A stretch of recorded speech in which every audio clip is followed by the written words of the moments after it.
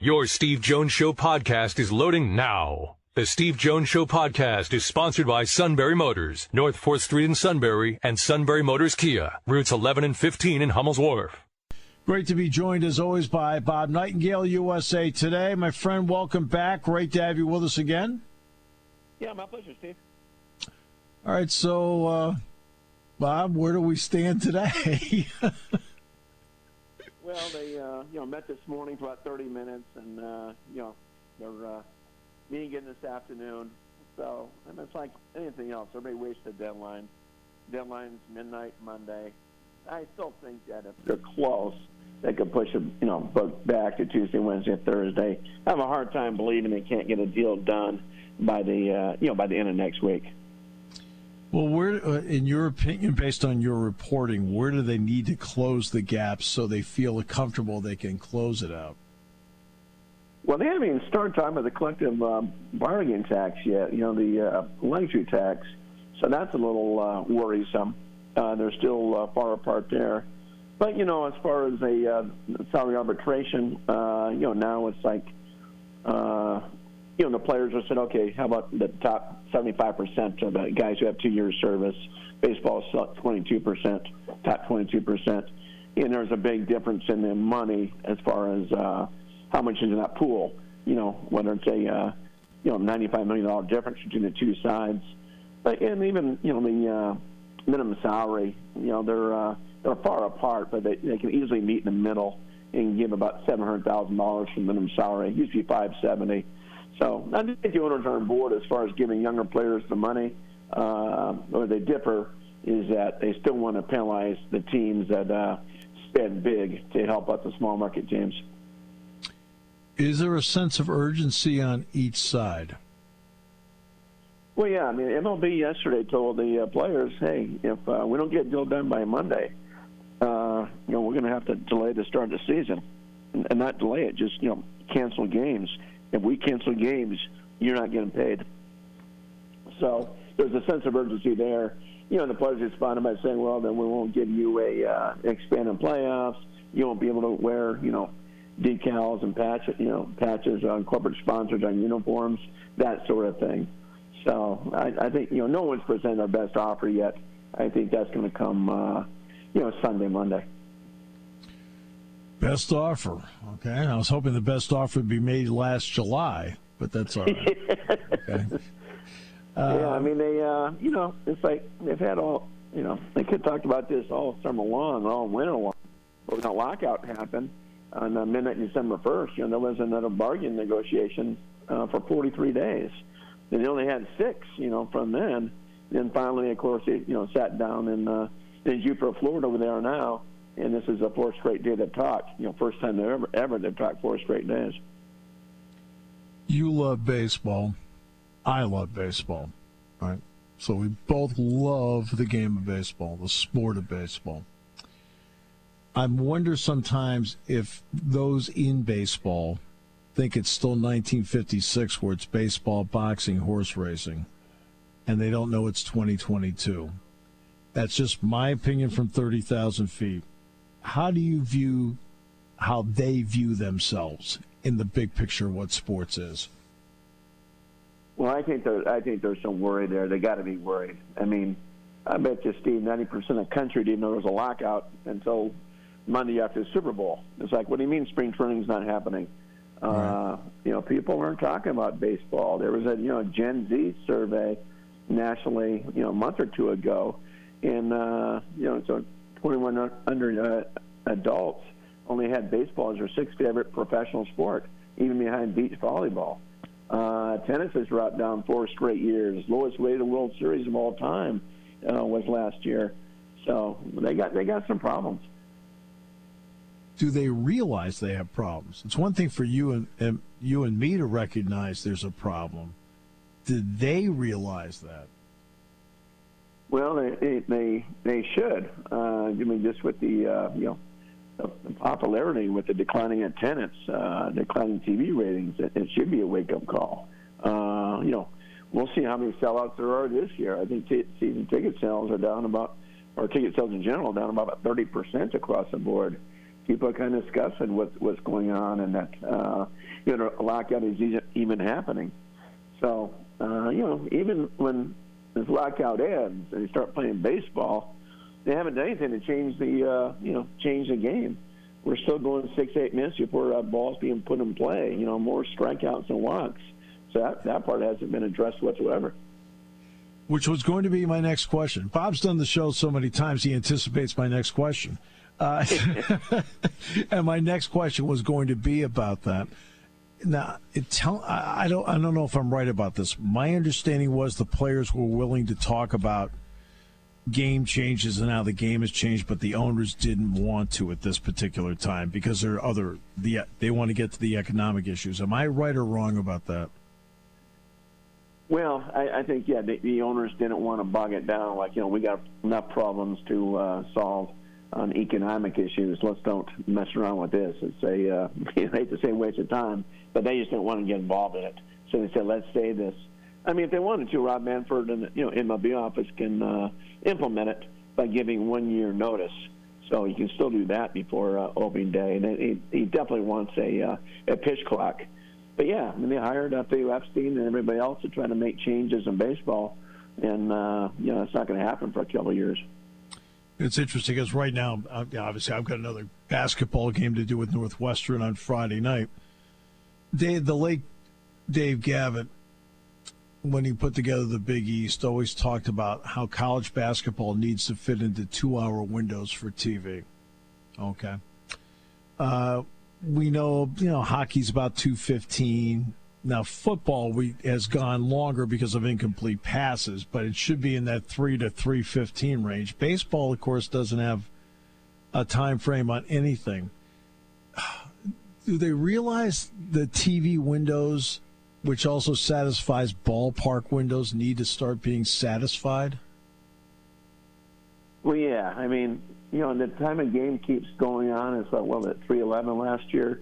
But yes. It's not the time of the game. It's just the inaction. I mean, 6 minutes before a ball is put in play. Right. 2,000 more strikeouts and hits. Someone said to me, I thought it was perfect, is that if the NFL was like baseball, you would have the quarterback stand back and throw a bomb on every play. Hey, it's cool when it works, once or twice a game. And that's what's happening in baseball. We're just kind of waiting for a home run. Okay, that lasts 30 seconds of action. But there's no rallies. I mean, the beauty about the NFL or, college football is the drives. In baseball, it's the rallies. And we don't have it anymore. We don't see guys getting on base and that sort of thing. There's so many former players, Hall of Famers, Goose Gossett, John, that they just discuss it with the game. They say it's hard to, they can't watch it. I do respect people who put together analytics. I do. It's not as if I'll sit there and use a stat here and there when the moment is right when I'm broadcasting a game. But I've felt of late that those who love sabermetrics feel it is the only way to win a game, while I look at it as one of the ways to win a game. How do you view that? Yeah, I mean, you gotta watch the game. It's like when when Cash of Tampa Bay, pulled out Blake Snell. I know that was their system and everything else, but you got to watch how he's doing it. The analytics is just, math. It's taking away the human element. Don't tell me a pitcher can pitch the same way in the ninth inning as the seventh inning. They can't. Guys are different. There's a one-run lead. So, some guys can handle it. Some guys can't. Same with pressure moments and things like that. So, analytics has always been part of the game. I mean, it's like math. I remember sitting in the Whitey Herzog's office, and he had spray charts on where guys are hitting, but nobody, said, okay, this is the, it means everything. Let's take out the human element, and that's not right. Right, and that's different. All right, so there's been, as time has gone in recent years, you talked about spray charts. Spray charts also mean shifts. All right, because you're taking all that knowledge and saying, hey, this is where he hits it. These are his hot spots, so you cover it. Every sport has restrictions on movement somewhere. Baseball defensively does not. Do they need, in your opinion, to think about restricting shifts? Just go two left, two right? They may have to. At some point, it's not, you would hope the hitters would adjust. Like, okay, hit the ball the other way. If they're, if nobody's standing, on the left side of second base, you can't lay down a bunt or slap the ball that way and probably get a double out of it. But yeah, maybe you at least start in the dirt. Everybody's got to be in the dirt when the ball is thrown. Then you can run out to on short right field or what have you. Maybe that try that in moderation. So I understand, left-handed hitters being frustrated, that sort of thing. But but take advantage of when they're giving you that much space. To hit a ball to the left side and literally you can run to second base. Nobody's around. So, but yeah, we'll see. I think they may have to do something on that just to do something to help the hitters because it's tough to watch. I was at a game at Fenway Park, and the Red Sox were playing the Royals, and David Ortiz came to the plate. And, of course, they had three guys on the right side. I think in this case it was the third baseman that was playing in the shortstop spot. And Ortiz dropped a bunt down the third baseline. And, of course, even for David Ortiz, he beat it out with relative ease. Okay. Okay. And everybody gave him a standing ovation. So I've seen it. I've witnessed it. What's this been? I had breakfast a few days ago. Goose Gotches. He was talking about Boog Powell. He said they shifted on Boog Powell. He goes, Boog Powell laid down by 5 straight bunts. That's that end of that. They quit shifting on Boog Powell. It's like, take what they give you. Right, exactly. What's this been like for you who loves covering the game, covering personalities, being at a ballpark, to cover the sport this way and what they're doing right now? Well, it's tough to watch. I mean, some of these games are so dull. It's like I don't mind long games, and when they're exciting, whether it's some of these World Series games, those games in WBC are really exciting, but yeah, just have to see some action. And so the trouble is now, in the last couple of years, with the COVID restrictions, so you're not in the clubhouse talking to players or manager coaches. Just a Zoom call type thing. You're not seeing the baseball scouts around, so you're not talking to them.